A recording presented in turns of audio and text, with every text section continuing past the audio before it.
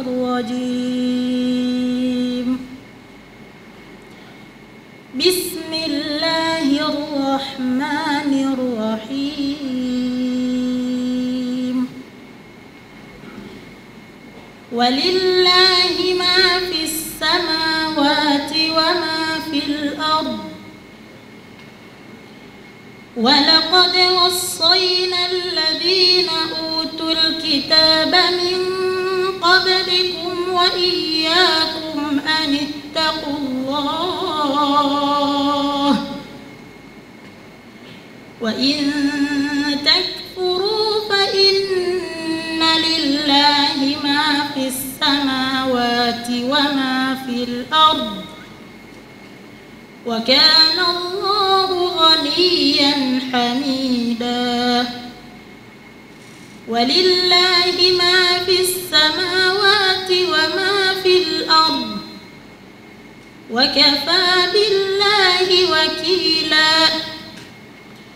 إن يشأ يذهبكم أيها الناس ويأتي بآخرين وكان الله على ذلك قديرا. من كان يريد ثواب الدنيا فعند الله ثواب الدنيا والآخرة وكان الله سميعا بصيرا. يا أيها الذين آمنوا كونوا قوامين بالقسط شهداء لله. كونوا قوامين بالقسط شهداء لله ولو على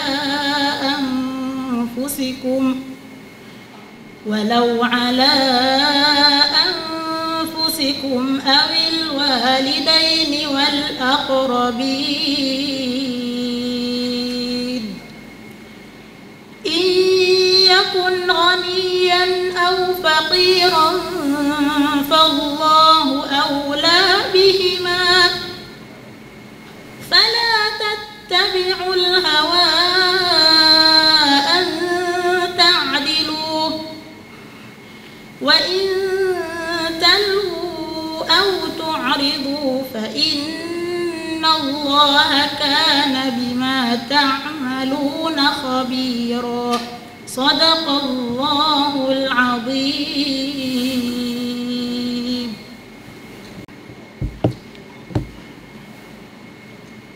Naam,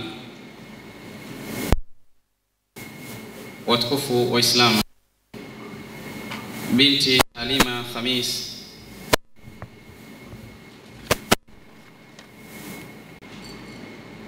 Mheshimiwa mgeni rasmi, waheshimiwa wageni waalikwa, viongozi wa kidini, wawakilishi wa Chuo Kikuu cha Al-Buhari International na Masjid Al-Qadiria, wanafunzi wetu wapendwa na wazazi wenzangu.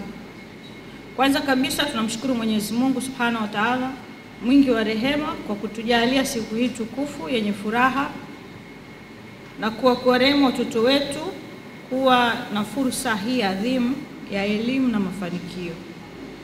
Hakika mafanikio yetu yote yanatoka kwake Mwenyezi Mungu Subhanahu wa Ta'ala. Kwa niaba ya wazazi wote tunatoa shukrani za dhati kwa Chuo Kikuu cha Al-Buhari International kwa moyo wao wa ukarimu na dira yao njema.